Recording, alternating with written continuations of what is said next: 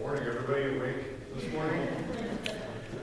Everybody's kind of on a little bit of a lag, at least I am.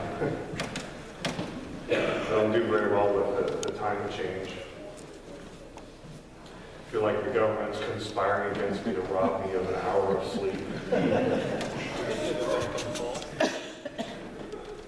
So I've talked about my stepdad Virgil a couple times, and he's this big giant. He's 6'6", very German-looking guy. Looks kind of like a logger, and he's this wonderful guy that God put in my life. And he told me this story when he was younger about watching the Left Behind movie, the original Left Behind movie. Have you ever seen that? It's kind of scary. Anyway, this movie, he said, scared him into the kingdom. You know, that was his experience with this kind of panic-driven fear that was around in the 60s and 70s about Jesus coming back. Produced this movie. And I've never read the books, but I have suffered through that low-budget Christian movie. And so if you're unfamiliar with the premise, it's about the rapture. And the characters in the book and the movies, they kind of pick up the pieces after all the righteous have been ejected from this world, and they kind of make the best of what's left. And I just want you to know that I'm not really a big fan of rapture theology. Some of you might hold that kind of thing very dearly, and I don't want to offend you. But there are other ways of interpreting the verse that people fill with that meaning in the Bible. Often the metaphor of Jesus pulling us up into the clouds is actually, in the ancient world, was something that people would talk about when a king would visit a town. He would come with his army, he would come to the outside edge of the town, and the people from the town would go out and they would see Julius Caesar or whoever was there in all his glory. And that's really what is alluded to in this idea of being swept up into the clouds. It's Jesus and his angels is his kingdom, and that's really the metaphor that the ancient world is offering up in that instance. So I hate to disappoint you if you really like the rapture, but we could talk about this. Personally, I think it's a good thing to look at.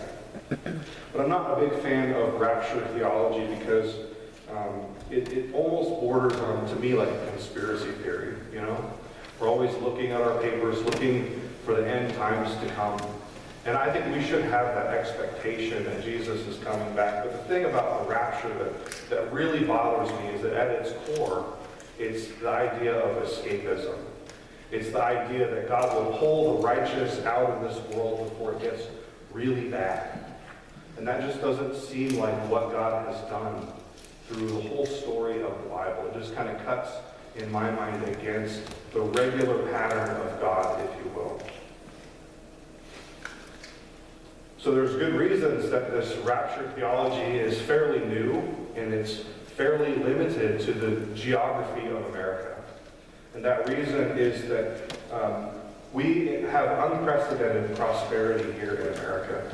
And this prosperity has largely guarded us from the experience of suffering. You know, underneath it all, rapture theology kind of cobbles together these different windows and pieces of the prophetic visions of the Bible and puts them into a timeline in which the righteous get to leave and then the trouble comes. And so this escapist thing bothers me because God is a God who uses the wilderness, the desert. You know, far from the escapism that we find in this doctrine of the rapture, we see God not sparing people in the Bible from things like slavery and exile. He didn't spare people from tyrants like Pharaoh or Nero, at least not completely. In fact, God even led his people into these kinds of situations, these very situations, and I think he still does that even today. Over my secretary's desk, there's this little card that she made, and it says, "The will of God will never lead you where the grace of God will not protect you." And I've heard that over and over again. I've seen it on bumper stickers. I've seen it on bookmarks. I've seen that. And I think that same idea is very similar to this idea of escapism, that God's grace will protect you. And it's catchy and it sounds good, but in it is this idea that God will protect you from suffering. You know, it's not just a call to be courageous because God is with you. It's a little bit more than that. It's a promise that God will protect you from suffering. And that God won't really give us more than we can handle. And I think if that's really true for some of us who've experienced things like abuse and trauma, it just doesn't seem right, because our experience cuts against that. I've been in situations that go beyond my ability to handle them. And to give people that promise, I think sometimes can lead them astray a little bit. Now, after all the mess is over, I can see the hand of God and restoring me and bringing me back. But often we go through horrible things that are way bigger than we can handle. So anyway, God uses suffering. He can use it to refine us, and sometimes I think suffering is actually good for us. It can shake us out of our complacency. It can purify our motives. Suffering draws us closer to God in ways that comfort just can never do. Because as St. John of the Cross reminds us, when we are comfortable, the first thing that we seem to forget sometimes is God, because we forget to recognize our utter need for Him. In my seminary class this week in the Old Testament, I've been reading the book of Job. And in Job, we see something interesting about how God uses suffering to reveal what's inside of the human heart. Job, a righteous man, suffers immensely, goes through some of the worst tragedies that Satan can throw at him. And God ultimately restores Job, but he's got these friends, and I use the word friends loosely, these people who come to visit him, and they keep telling him that he's missing something, that God is against him, that he must have sinned somewhere. And because he did that, God is not protecting him. And I think underneath it all is something similar to that. The will of God will never lead you where His grace won't protect you kind of mentality. It's just a little bit in reverse. His friends are saying that God is not protecting Job because he must have messed up something. He must have missed the boat somewhere. And we know from the beginning of the story and the end of the story that that's not true. So he said, you got your troubles all your own, Job, because God would have protected you if you were really righteous. That's kind of the argument of all of Job's friends in a nutshell. And a couple months ago, we went through the book of 1 Peter, which is another book about suffering, that shows us that God can reveal Himself to us through suffering, that we can identify with the sufferings of Christ, that the God of the Bible is the God who suffered for us and even suffers with us. God can use these fiery trials to reform us into His image. And this book was written during a time of intense persecution. People were being fed to lions and burned alive and all kinds of horrible things. And then they received this book to tell them to look at the example of Jesus. This is what you are becoming. You are being shaped and formed through the suffering in ways that make you like Jesus. They're not offered a golden parachute to eject them out of this problem. They just have to go through it and draw closer to God. The truth is that God uses suffering to refine us a whole lot more than we would like Him to. And God isn't in this business of raising up golden parachutes to throw out to us. He's in the business of raising up disciples who, like Job, can go through some of the worst things that this life can throw at us and have our relationship with God still be intact. We might freak out a little bit, but the center holds because we know that God is with us. God holds us together through all the messiness of this life. Sometimes God draws us to a desert experience so that we would thirst for Him. To show us that we've been drinking from other places than those that really contain the living water that God has for us. Like Jesus in the wilderness, God sometimes calls us to travel the way of the desert, the path of the unfamiliar. Lent in the church year is as a reminder of this time of Jesus' temptation in the desert. It is the Spirit who leads Jesus into the desert to face these tests, to face this temptation, the greatest things that the devil could throw at him. In this Lent, I want to explore that, the temptation of Jesus in three ways. But before we go straight into that, I want to take a moment and just to prepare our hearts for this kind of journey. You know, there are three ways that Satan tried to make Jesus stumble on his hard road that he was called to walk. And before we get to these temptations, we need to prepare our hearts for the journey. We need to get ourselves into that place where we can see that God can call us somewhere hard, somewhere difficult. That somehow this hard path that God often calls us to walk will lead us to newness of life. A path that, like the Exodus journey, can be costly, but ultimately leads us out of slavery. In the passage today, we see God as protector in a new light. God is saying, I am your protector, but you're going to Babylon. This isn't a literal call to a desert, but to the experience of exile, this desert experience of trusting God in a foreign place, in a foreign land, even surrounded by your enemies. It's the experience of being uprooted and having everything that distracts you from God torn away and broken down so that we would rely on God fully once again. And this isn't because God just simply wants to be mean to his children. He's doing it for their sake. He's doing it to refine them. Some of us have never seen this side of God. The God pushes us into the desert for our own sake, for our own good. And if we learn to see this side of God, we can learn the lessons of the desert, so to speak. We can learn to trust that the streams of God's mercy and grace will be there for us, even in these hard places, even in these desert places. We'll never learn to trust God when he sets our compass to Babylon if we can't acknowledge that God can use the hard path, that God's grace can be true even there, even in the hard things of this life. As Isaiah writes, it will be a desert experience, but God will provide a way through it. And God's chosen people will emerge from it with hearts filled with praise. They'll walk this highway of holiness till the end, and it will change them because God is doing something new.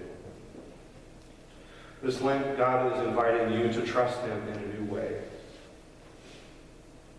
We all as Christians are to take up our crosses and follow Jesus, but before Jesus was ready to take up his cross, he also had other trials along the way.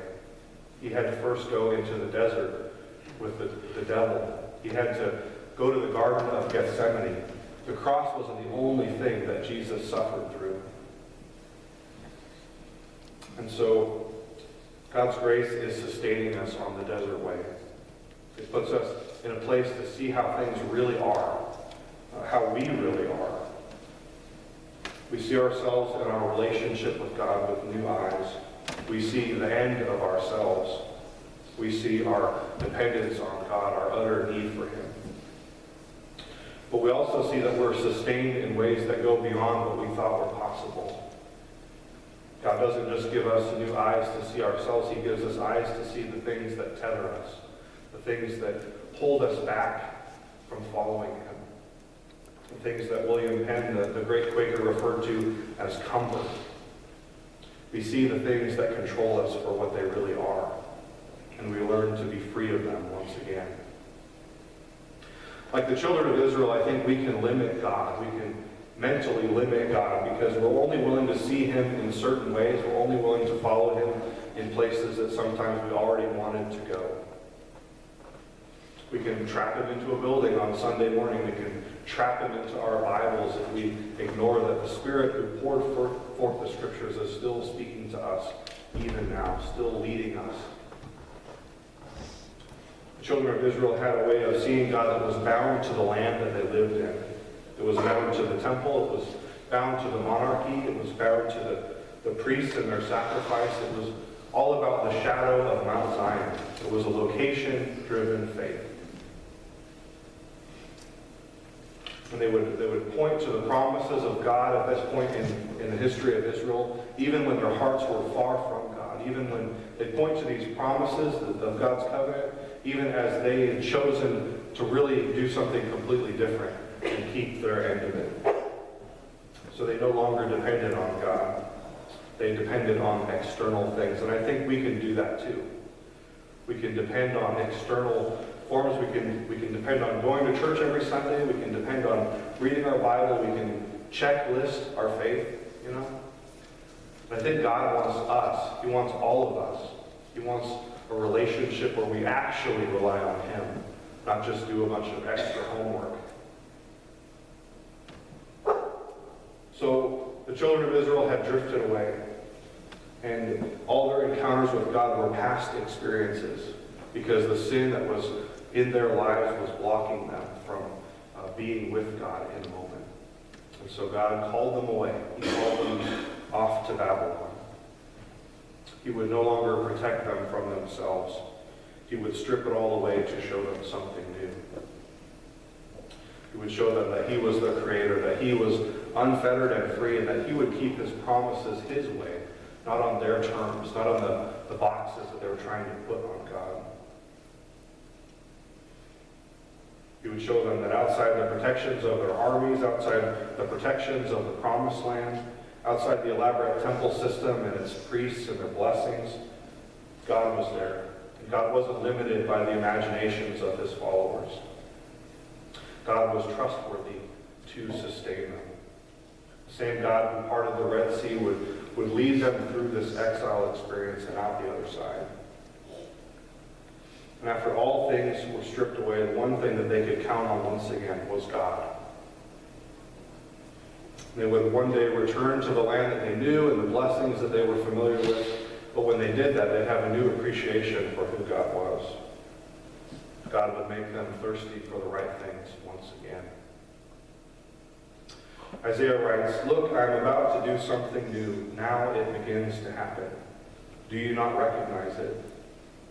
Yes, I will make a road in the desert and paths in the wilderness, the jackals and ostriches, because I put water in the desert and streams in the wilderness to quench the thirst of my chosen people, the people whom I formed for myself, so they might praise me." Have you ever had a desert experience? I had a desert experience that brought me here eventually. I'd come to kind of the end of myself and had been in this hard place for so long, and I remember just being weighed down by it as I was discerning where I should go next. You know, God had to teach me how to see something new. I was bound by a geographical location, and God had completely other plans for me. And He had to prune all those paths away in this process of me looking at this time. And after this long experience of having God just strip away everything in my life, all the way down to bare bones, it would seem, I had this amazing encounter where God just kind of seemed like He welled back up in me, and I felt like my thirst was quenched again in this desert place. You know, sometimes it's hard to trust God as we watch these things that we hold dear in our lives have to die and be taken away from us to be resurrected into something new. And so that's what Lent is all about. It was a place that Jesus had to go through. It was a preparation for the cross. And so in that time, I felt God sustain me, and I wonder if any of you are in that place where you just feel like God is taking everything away so that you would learn to trust Him once again. So this time of pain and misery that I experienced, there was a time where I was just moved almost to tears of joy as God just spoke to me again after this long time of me grumbling and waiting and kind of being angry at God for all these, things that He had done to prune my life to bring me to this place where I could trust Him again. So after all this time, I experienced God again, and I felt moved to write this poem that I just want to read for you as I close my sermon. Dancing in the desert, dry bones cracking and popping around, grit, heat, and friction invade as warped echoes of hollow sound scatter. Many are driven to the desert to seek you, cutting free the marionette strings of control. Those who tell us who to be and what part to play are silenced. Only one voice speaks from where the hot winds blow. Follow. That you are there in the exposure refining. Your voice comforts the afflicted with resurrection. As we die to ourselves in the desert, your living water reanimates dry bones with joy, but not before death. Not on our terms do we follow you. We surrender in the desert. We learn to trust you. In a wilderness fraught with danger, we lose ourselves to find you. Our voices join the voice of creation. Our hearts vibrato like cello strings in your hands. Your spirit penetrates our hard places and brings life like a flood in the desert. So as we go into our time of open worship, I want you to think of these times, these desert times in our lives where God seemed to be taking everything away to replace it with something new, to do a new thing. And as we journey through Lent on our way back to Easter, I want you to go through that journey if you can, to recognize the God who pushes us in uncomfortable places, who tears away the things that we use to protect ourselves from him. So as we go into this time, think about that, desert places, how God has moved and filled you once again.